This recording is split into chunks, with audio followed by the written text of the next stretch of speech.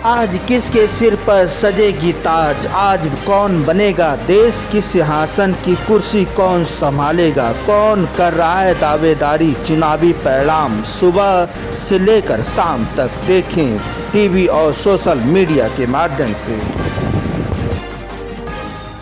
चारों ओर धरती माँ पृथ्वी पृथ्वी, चारों ओर पर्यावरण हरे हरे पेड़, चारों ओर हमारी हरियाली और हम खुश हैं क्योंकि हम विश्व पर्यावरण दिवस को पालन कर रहे हैं। विश्व पर्यावरण दिवस पर हम आपकी सारे लोगों की जिम्मेदारी बनती है कि पूरी पृथ्वी को हरा भरा रखें और कोई ऐसा कार्य न करें कि पृथ्वी पर कोई ऐसा कार्य हो जाए जो पर्यावरण को नुकसान पहुंचाए। हमारी पृथ्वी हमारी माँ है, हमारी पृथ्वी हमको हर चीज़ देती है और उस पृथ्वी माँ को पर्यावरण के रूप में अगर हमने बचाने की कोशिश नहीं की तो हमारे प्रयास आगे कितने क्या क्या परिणाम देंगे आप सब देख ही रहे हैं। इसलिए बदलते हुए इस परिवेश में हमें अपने वायुमंडल को बहुत ही अच्छा रखने की कोशिश में पृथ्वी माँ को हरियाली के तौर पर रखना है।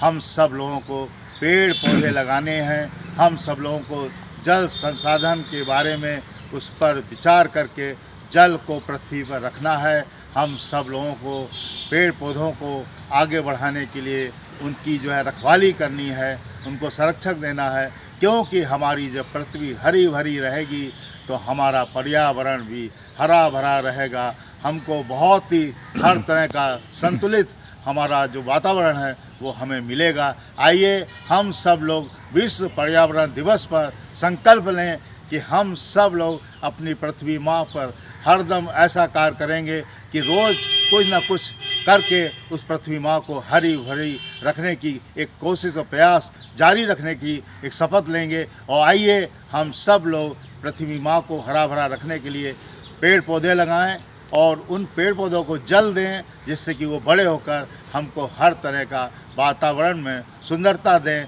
और हमारा जो वातावरण है इतना सुंदर बने कि हमारा जो पर्यावरण है वो वास्तव में हम सब लोगों का एक इको फ्रेंडली जो गुण है वो हमें उससे प्राप्त हो। इसलिए आइए हम सब लोग पर्यावरण से मित्रता करके पर्यावरण को आगे लेकर के चलने की एक पहल को और बढ़ाते हुए इस विश्व पर्यावरण दिवस पर माँ को हरी भरा रखने के लिए हर तरह से संभव प्रयास करके अपने को भी जागरूक करें, दूसरे को भी जागरूक करें और पृथ्वी माँ को ऐसे चीज़ों से बचाएं जिससे पर्यावरण को नुकसान होता है, पर्यावरण खराब होता है। आइए हम सब लोग पर्यावरण के प्रति सचेत होकर विश्व पर्यावरण दिवस पर आप सब लोगों को हार्दिक शुभकामनाएं बधाई देते हैं। जय हिंद, जय भारत।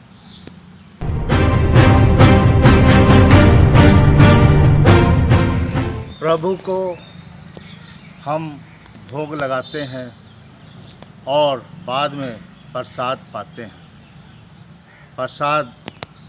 प्रसाद दे दीजिए, प्रसाद दे दीजिए।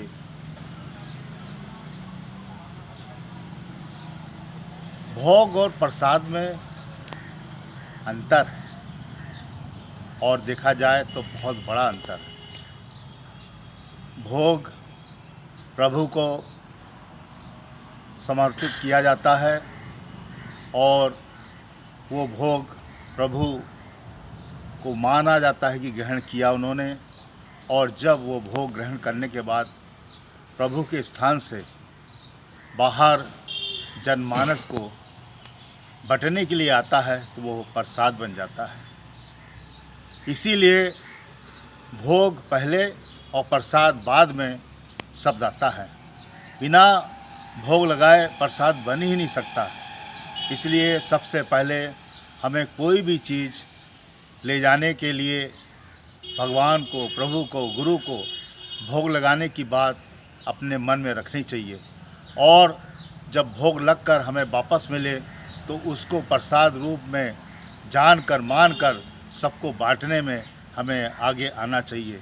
इसीलिए कहा भी जाता है कि प्रसाद बट रहा है, भोग प्रसाद बंट रहा है, यानी कि भोग लगने के बाद प्रसाद का वितरण हो रहा है।